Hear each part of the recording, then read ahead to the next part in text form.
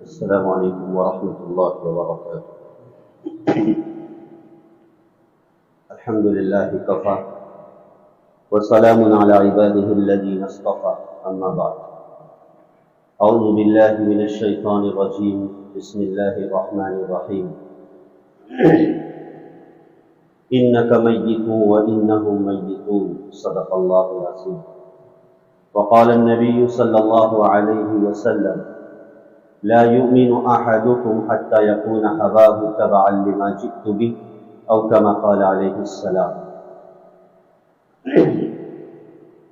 نبی کریم صلی اللہ علیہ وسلم کی ولادت، آپ کا دنیا میں تشریف لے آنا، یہ جہاں تک یقیناً ایک بہت بڑی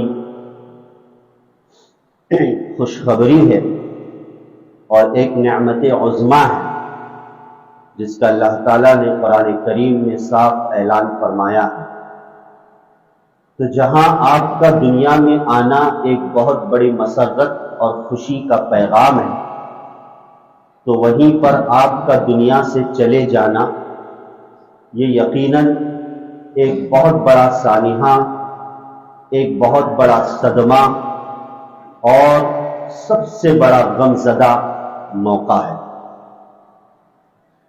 جہاں ہم اللہ کے رسول صلی اللہ علیہ وسلم کی ولادت کو یاد کرتے ہیں، یاد رکھتے ہیں، تو اللہ کے رسول صلی اللہ علیہ وسلم کی وفات کو بھی ہم یاد کیا کریں کہ کس طریقے سے اللہ کے رسول صلی اللہ علیہ وسلم کی وفات ہوئی، کیسے آپ دنیا سے تشریف لے گئے۔ یوں تو قرآن کریم کی بعض آیات سے بھی کچھ ایسی صورتیں، ایسی صورت کہہ لیجئے یا ایسی آیات کہہ لیجئے نازل ہوئی، جس سے اشارہ ملتا ہے کہ اللہ کے رسول صلی اللہ علیہ وسلم کا اب دنیا سے جانے کا آخری وقت آ چکا ہے۔ جیسے اللہ تعالیٰ نے سورہ نصر کو نازل فرمایا، جو بالکل آخری صورت نازل ہوئی، اور اس میں ایک اشارہ تھا کہ اب آپ دعوت و تبلیغ کے کام سے فارغ ہو چکے ہیں، فسبح بحمد ربک واستغفر، اب آپ اپنے رب کی تسبیح میں لگ جائیے گا، توبہ و استغفار میں لگ جائیے گا۔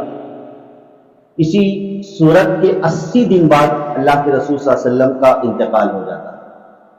تو بعض صورتوں سے نشاندہی ملی تھی کہ آپ کا آخری وقت آ چکا ہے، اور خود اللہ کے رسول صلی اللہ علیہ وسلم نے کچھ ایسی باتیں بھی ذکر فرمائی جس سے خود آپ کو پتہ چل گیا تھا کہ اب میرے جانے کا وقت آ چکا ہے۔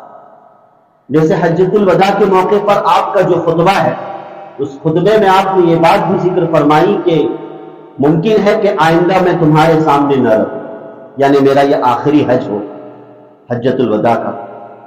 تو ان چیزوں سے اشارات تو بظاہر مل چکے تھے۔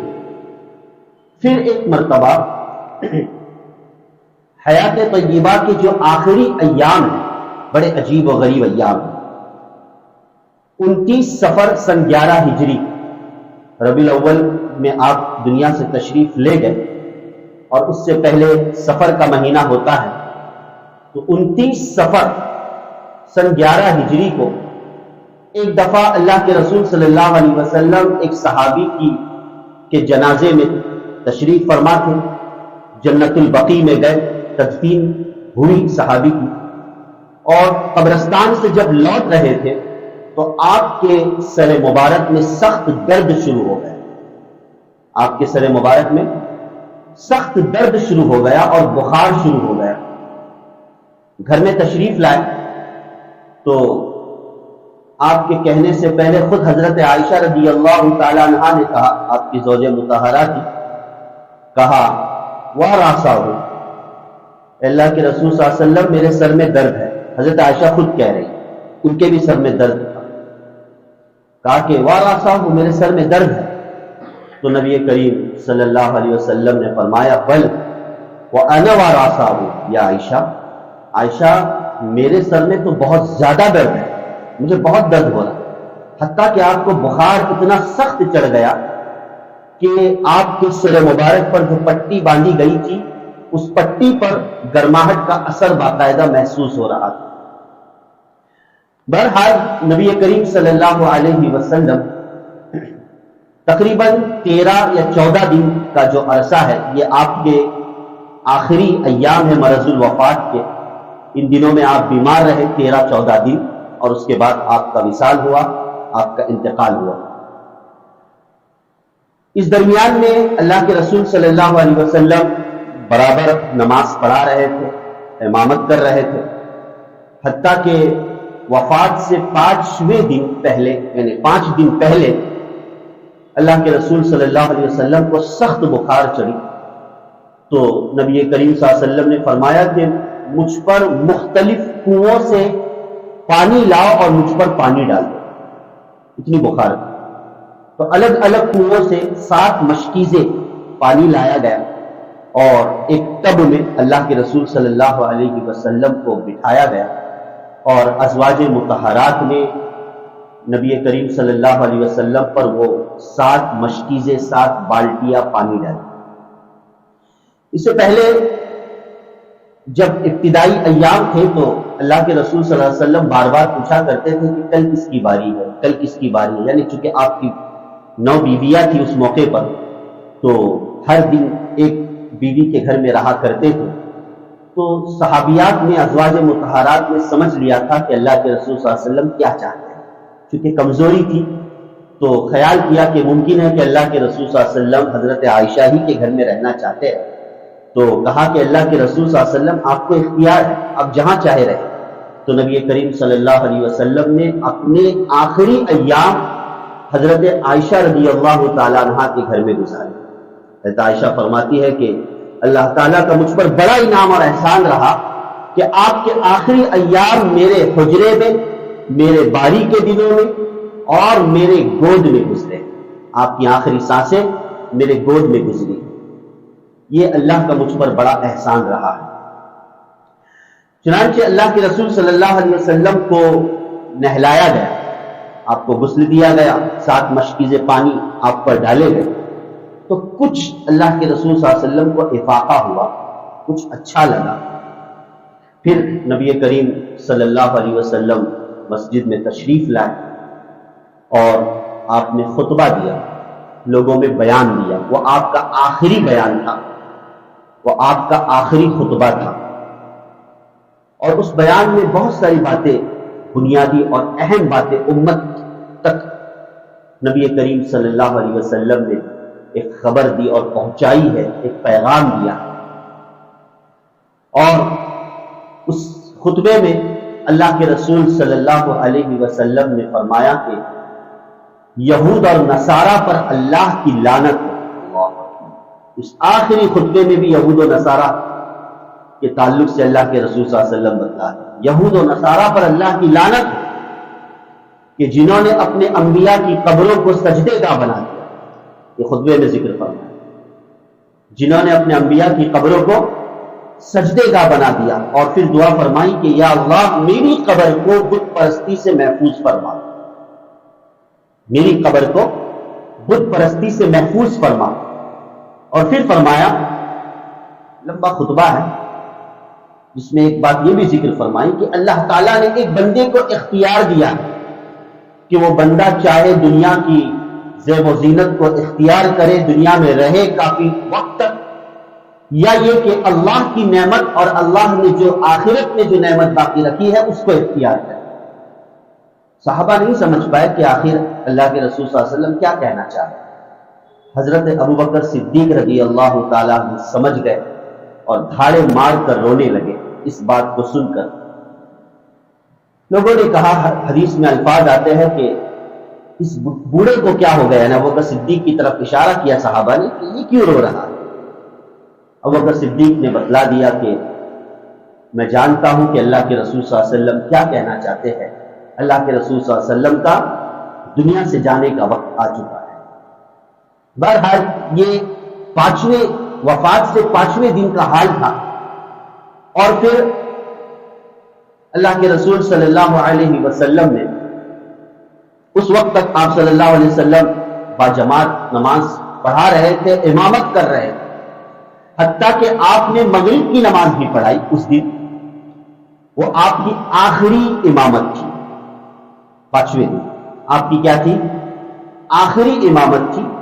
اس مغرب کی نماز میں اللہ کے رسول صلی اللہ علیہ وسلم نے ایک لمبی سورت، سورت المرسلات پڑھی، جو 29ویں پارے کی آخری سورت ہے۔ سورت المرسلات پڑھی مغرب کی نماز۔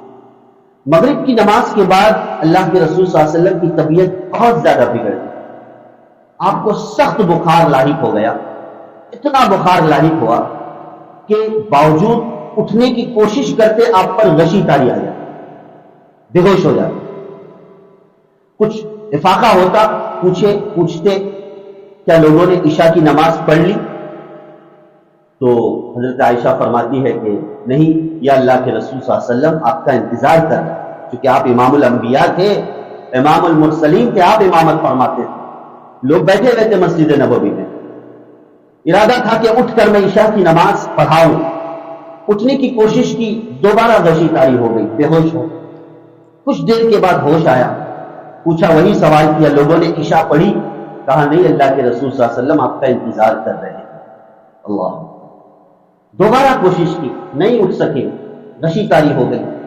پھر واپس تیسری مرتبہ جب اٹھے اور پوچھا کہ لوگوں نے عشاء کی نماز پڑھی؟ کہا نہیں، اللہ کے رسول صلی اللہ علیہ وسلم آپ کا انتظار کر رہے ہیں۔ کہا کہ مر ابا بکر کو، ابو بکر کو حکم دے کہ وہ نماز پڑھائے۔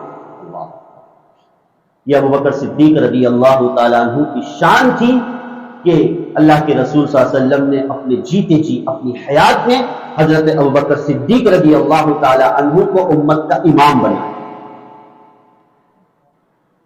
سامنے حضرت عائشہ بیٹی تھی ابو بکر صدیق کی، جانتی تھی کہ آگے کیا حالات آنے والے ہیں۔ کہا اللہ کے رسول صلی اللہ علیہ وسلم آپ کسی اور کو حکم دے دیجئے نماز پڑھانے کا۔ ابو بکر صدیق تو بہت نرم دل ہے، بہت نرم مزاج ہے، وہ آپ کی جگہ پر کھڑے ہو کر نماز نہیں پڑھا سکتے ہیں۔ کہا کہ عائشہ میرا حکم ہے کہ ابو بکر کو نماز کا حکم دے۔ اللہ، چنانچہ اس کے بعد مرض الوفات یعنی انتقال تک جتنی نمازیں تھیں، تقریباً 16 یا 17 نمازیں حضرت ابو بکر صدیق رضی اللہ تعالیٰ عنہ نے امامت فرمائی۔ انتقال سے 4 دن پہلے اللہ کے رسول صلی اللہ علیہ وسلم نے لوگوں سے کہا کہ مجھے کچھ کاغذ قلم لا دو، میں کچھ لکھنا چاہتا ہوں، کچھ وصیت کرنا چاہتا ہوں۔ تو اس پر حضرت عمر فاروق رضی اللہ تعالیٰ عنہ نے آپ کو روک دیا، کہا کہ نہیں اللہ کے رسول صلی اللہ علیہ وسلم آپ کیا کر رہے ہیں، آپ کی طبیعت دیکھیے، آپ کا کیا حال ہے۔ اس موقع پر بھی آپ نصیحت کرنے کے لیے کھڑے ہو رہے ہیں اور آپ تحریر لکھنے جا رہے ہیں۔ ہمارے لیے آپ کی دی ہوئی باتیں اور آپ کا دیا ہوا کلام اللہ کی طرف سے کافی ہے۔ اس میں صحابہ کے درمیان کچھ ہلکا سا اختلاف بھی ہو گیا، بعضوں نے کہا کہ لکھنے دو، بعضوں نے کہا کہ نہیں، دیکھو اللہ کے رسول صلی اللہ علیہ وسلم کی کیا طبیعت، کیسے لکھ سکتے اللہ کے رسول صلی اللہ علیہ وسلم۔ بہرحال اس کے بعد وفات سے 1 روز پہلے، سنیچر کے روز، 1-2 روز پہلے سنیچر کے دن، جس وقت ظہر کی نماز حضرت ابوبکر صدیق رضی اللہ تعالیٰ عنہ پڑھا رہے تھے، اللہ کے رسول صلی اللہ علیہ وسلم 2 صحابی کے کندھوں کے سہارے، اللہ کے رسول صلی اللہ علیہ وسلم پیر اٹھا نہیں جا رہا تھا، کھسٹ گھسیٹ کر مسجد نبوی کی طرف اور مسجد کی طرف آ رہے تھے۔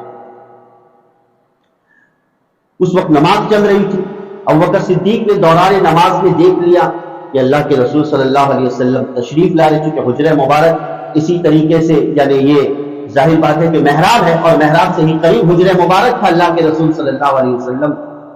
چنانچہ جب آنے کی کوشش کی تو ابوبکر صدیق رضی اللہ تعالیٰ عنہ پیچھے ہٹنے لگے، کہ انہوں نے یہ خیال کیا کہ اب اللہ کے رسول صلی اللہ علیہ وسلم امامت کرائے گا۔ نبی کریم صلی اللہ علیہ وسلم نے ان کو روک دیا کہ پیچھے مت ہٹو، اور خود اللہ کے رسول صلی اللہ علیہ وسلم کے ابوبکر صدیق کے بازو میں بیٹھ گئے اور بیٹھ کر نبی کریم صلی اللہ علیہ وسلم نے نماز ادا فرمائی۔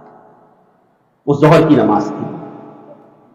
اس کے بعد پھر مسجد نبوی میں داخل نہیں ہوئے، ظہر کی نماز پڑھی اور اللہ کے رسول صلی اللہ علیہ وسلم کی حالت اور طبیعت بہت زیادہ بگڑتے چلی گئی، یہاں تک کہ پیر کے دن 12 ربیع الاول جسے ہم کہتے ہیں، پیر کے دن فجر کی نماز جاری تھی، فجر کی نماز چل رہی تھی، حضرت ابوبکر صدیق رضی اللہ تعالیٰ عنہ فجر کی نماز پڑھا رہے تھے، امامت فرما رہے تھے۔ اللہ کے رسول صلی اللہ علیہ وسلم نے پردہ ہٹایا، صحابہ نے نماز کی حالت میں دیکھا کہ اللہ کے رسول صلی اللہ علیہ وسلم پردہ ہٹا کر ہمیں دیکھ رہے ہیں۔ صحابہ فرماتے ہیں کہ قریب تھا کہ ہم اپنی نماز کو توڑ دیں اور اللہ کے رسول صلی اللہ علیہ وسلم کا دیدار کریں، کیونکہ وہ آخری موقع تھا، پیر کا دن تھا۔ مگر نبی کریم صلی اللہ علیہ وسلم نے دیکھا کہ صحابہ میں ہلچل مچ رہی ہے نماز توڑنے کے تعلق سے، آپ نے تبسم فرمایا، مسکرا دیا اور پردے کو چھوڑ دیا اور حجرے میں چلے گئے۔ ہمت نہیں تھی، طاقت نہیں تھی کہ نماز میں آ کر وہاں شریک ہو جائے جماعت میں۔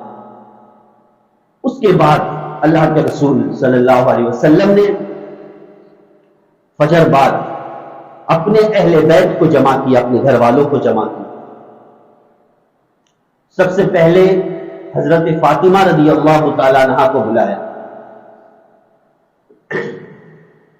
کچھ کان میں کہا، نبی کریم صلی اللہ علیہ وسلم نے حضرت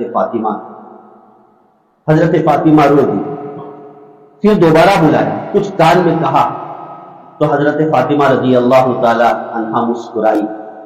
بعد میں لوگوں نے پوچھا، حضرت عائشہ فرماتی کہ ہم نے پوچھا کہ کیا بات ہے کہ جب کچھ کہا تو پہلی دفعہ تو تم کو رو دی اور دوسری مرتبہ تم کو مسکرا دی، کیا بات تھی؟ کہا کہ اللہ کے رسول صلی اللہ علیہ وسلم نے کان میں کہا کہ فاطمہ نے پہلی خبر اپنی لخت جگر حضرت فاطمہ کو دی۔ نبی کریم صلی اللہ علیہ وسلم نے کہا کہ فاطمہ میری دنیا سے جانے کا وقت آ چکا ہے۔ تو یہ سن کر میں رونے لگی۔ پھر تھوڑی دیر کے بعد اللہ کے رسول صلی اللہ علیہ وسلم نے دوبارہ بلا اور کہا کہ فاطمہ گھبراؤ نہیں، میرے گھر والوں میں سب سے پہلے تم ہی مجھ سے ملاقات کرو۔ میں مسکرا دی کہ یہ تو میرے لیے بڑے نصیبے کی بات ہے۔ اور نبی کریم صلی اللہ علیہ وسلم کے انتقال کے 6 مہینے بعد حضرت فاطمہ رضی اللہ تعالی عنہا کا انتقال ہو جاتا ہے، سب سے پہلے آپ کا انتقال ہوتا ہے۔ اس کے بعد حضرت حسن حضرت حسین رضی اللہ تعالی عنہما کو بلاتے ہیں، بوسہ دیتے ہیں، پیار کرتے ہیں، بغلگیر ہوتے ہیں اور وصیت کرتے ہیں خیر کی کہ ان دونوں کا خیال رکھنا۔ اس کے بعد ازواج مطہرات کو بلاتے ہیں، بیویوں کو بلاتے ہیں، انہیں واعظ و نصیحت کرتے ہیں، حتیٰ کہ چاشت کا وقت آ جاتا ہے، پیر کے روز چاشت کا وقت آ جاتا ہے، ظہر کی نماز کا وقت نہیں آ پاتا۔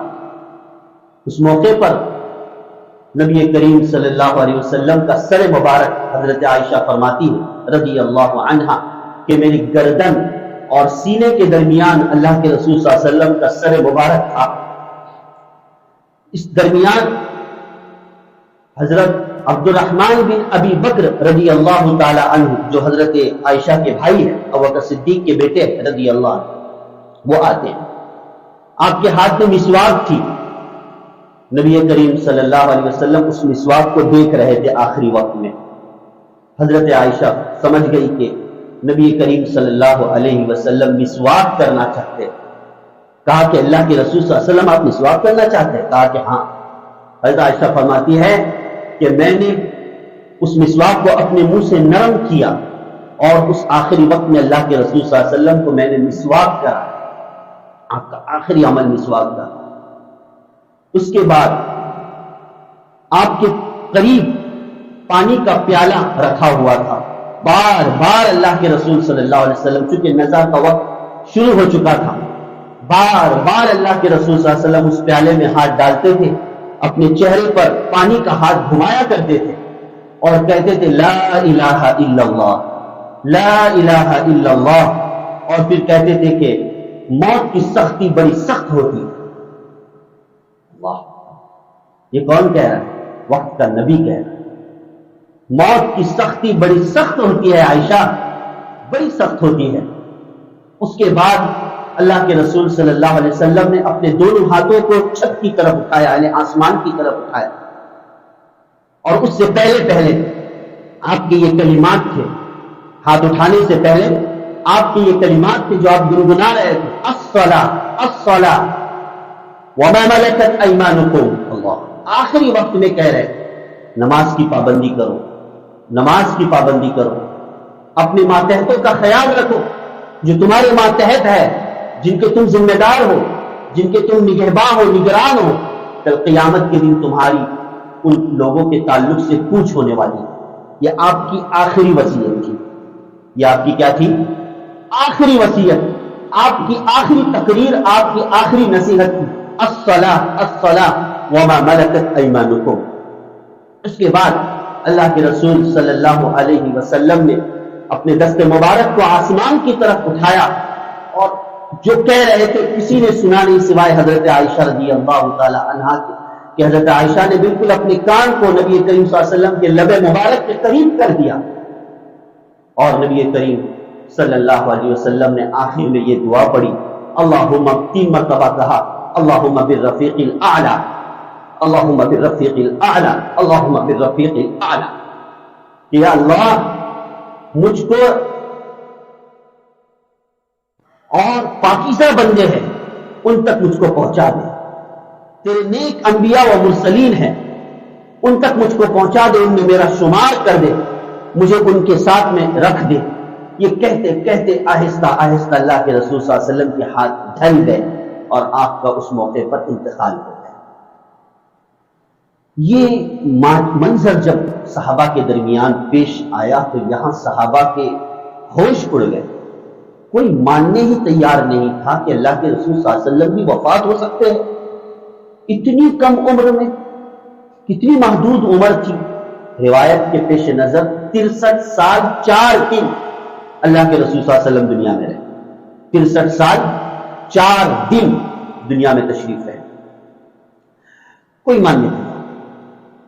حضرت ابوبکر صدیق پر تو عجیب حال طاری ہو چکا تھا، تلوار نکال چکے تھے، ماننے ہی تیار۔ وہ تو میرے محبوب صلی اللہ علیہ وسلم تو اللہ سے ملنے گئے، جیسے حضرت موسیٰ علیہ السلام گئے 40 دن کے لیے، اس طرح میرے محبوب صلی اللہ علیہ وسلم اللہ سے ملنے گئے۔ کوئی اگر کہے گا کہ نبی کی وفات ہو چکی، انتقال ہو چکا ہے، میں اس کی گردن ماروں گا۔ یہ حضرت عمر جیسے شخصیت کا حال تھا۔ ابوبکر صدیق رضی اللہ تعالیٰ عنہ ایک ایسی شخصیت تھی جنہوں نے اس منظر کو اور اس ماحول کو کنٹرول کیا اور سنبھالا۔ یقیناً آسان منظر نہیں تھا، ہمارا کہنا اور سننا بہت آسان ہے، لیکن یہ جو صدمہ اور یہ جو غم صحابہ پر جو آیا ہے، جو صحابہ نبی پر مر مٹتے تھے، نبی کے اشاروں پر مر مٹتے تھے، ان کے لیے یہ واقعہ کوئی چھوٹا نہیں تھا، یقین جانیے گا۔ چنانچہ حضرت ابوبکر صدیق رضی اللہ تعالیٰ عنہ پہنچے، سیدھا کسی سے بات چیت نہیں کی، اندر تشریف لے گئے حجرے میں، نبی کریم صلی اللہ علیہ وسلم کے سر مبارک سے چادر ہٹائی، آپ کو بوسہ دیا اور کہا کہ اللہ آپ پر 2 موت کبھی نہیں طاری کر سکتا۔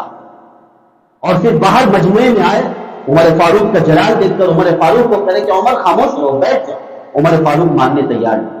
اللہ کے رسول حضرت ابوبکر صدیق رضی اللہ تعالیٰ ایک طرف ہو گئے اور آپ نے ایک مختصر بہترین خطبہ دیا۔ کیا کہا خطبے میں؟ اے لوگوں سنو دھیان سے، ٹھنڈے دماغ سے سوچو اور سنو میری بات، کہ جو محمد کی عبادت کرتا تھا، من کان یعبد محمدا فإنہ یعلم قد مات، کہ جو محمد کی عبادت کرتا تھا تو جان لو کہ محمد کا انتقال ہو چکا ہے، اور جو اللہ کی عبادت کرتا تھا تو جان لو کہ فإن اللہ حی، اللہ تو ہمیشہ زندہ ہے، ہمیشہ زندہ ہے۔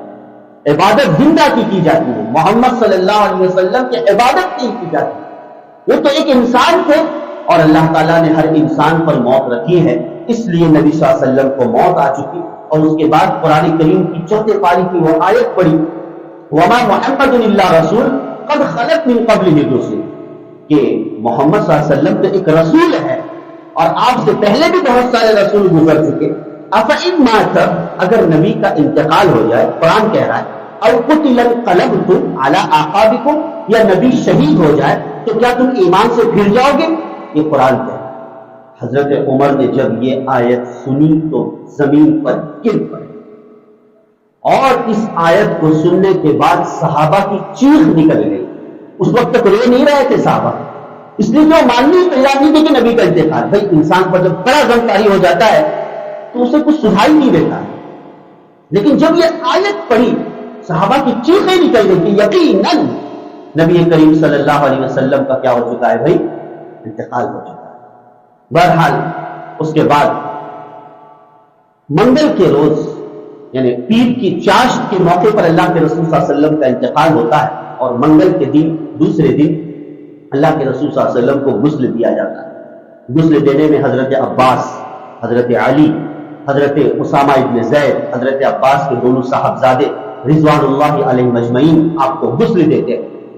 غسل دینے کے بعد جہاں آپ کا جس جگہ پر آپ کا انتقال ہوا ہے اسی جگہ پر قبر مبارک کھودی جاتی ہے، اور پھر باری باری 10 لوگ آ کر نبی صلی اللہ علیہ وسلم کی نماز جنازہ پڑھتے ہیں. امام نہیں کوئی، امام نہیں کوئی، انفرادی طور پہ 10 لوگ اپنے اپنے طور پہ نبی صلی اللہ علیہ وسلم کی نماز جنازہ پڑھتے ہیں. وہ پورا دن منگل کا اسی میں نماز جنازہ پڑھنے میں چلا گیا، حتیٰ کہ بدھ کی رات یعنی کہ منگل جا کر جو رات آئی اس رات میں اللہ کے رسول صلی اللہ علیہ وسلم کو دفن کیا گیا، آپ کی تدفین عمل میں آئی. یہ ہے 12 ربیع الاول جس میں اللہ کے رسول صلی اللہ علیہ وسلم کی وفات ہوئی.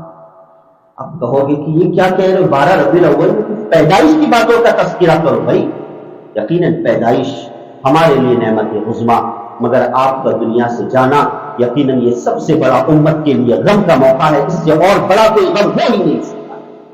ہاں، اور ہم جانے ایک وقت تھا ڈاکٹر اسرار احمد رحمۃ اللہ علیہ نے ایک بہترین بات یہ بھی ذکر فرمائی، اور انہوں نے اپنے کلام میں اس بات کا تذکرہ فرمایا کہ ہم بچپن سے سنتے آ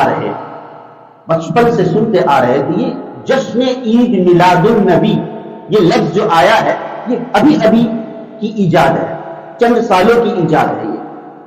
ہاں، اس کے بھی پیچھے ایک تاریخ ہے، اب موقع نہیں کہ میں اس کو پیش کر سکوں. ورنہ شروع سے ہم سنتے آ رہے تھے 12 وفات. کیا سنتے آ رہے تھے؟ 12 وفات. اب اس 12 وفات کی جگہ پر جشن عید میلاد النبی بولا جا رہا ہے. 12 وفات کے تصور کو مکمل ختم کیا جائے، ایسا نہ کیجیے گا، اس تصور کو بھی باقی رکھیے گا. 12 ربیع الاول یہ آپ کی وفات کا دن ہے جو بڑا غم کا دن ہے. شریعت یہ نہیں کہہ رہی کہ اس دن غم منانا ہے، ناجائز، حرام، سوال ہی پیدا نہیں ہوگا. لیکن ظاہر ہے کہ اللہ کے رسول صلی اللہ علیہ وسلم کا دنیا سے جانا یہ غم کا باعث ہے، اور آپ نے دنیا سے جاتے جاتے کیا پیغام لے کر گئے اور آپ نے کیا میسج امت کو دیا ہے، یہ جاننا یہ ہمارے لیے ایک اہم فریضہ ہے. اس بات کو ہم سمجھ لیں. تو خدا را ضرورت اس بات کی ہے اللہ کے رسول صلی اللہ علیہ وسلم کا دنیا میں آنا، دنیا سے جانا. اس درمیانی وقفے میں آپ نے جو بھلی باتیں اور جو اچھائی کی باتیں ہم تک پہنچائی ہے، حقیقت یہی ہے کہ ہم اپنی زندگی کو نبی کریم صلی اللہ علیہ وسلم کی زندگی کے تابع کریں. اسی میں ہمارے لیے فلاح اور خیر ہے. اگر ہم نے اپنا راستہ نبی کے راستے سے ہٹ کر بنا لیا تو اس میں کوئی فلاح اور خیر نہیں ہے. دیکھیے آخری ایام میں بھی یہود و نصارہ پر لعنت فرما رہے تھے، ان کے طور طریقے کو اختیار نہ کرو. افسوس کہ ہم نے ان کے کلچر کو، ان کی تہذیب اور طور طریقے کو اختیار کر کے اللہ کے رسول صلی اللہ علیہ وسلم کو ناراض کیا ہے. اللہ پاک ہم سب کی حفاظت فرمائے، اس گناہ عظیم کو معاف فرمائے، اور نبی علیہ الصلاۃ والتسلیم کی سچی محبت، سچی اطاعت ہمارے اندر پیدا فرمائے. آمین یا رب العالمین. وآخر دعوانا ان الحمد للہ.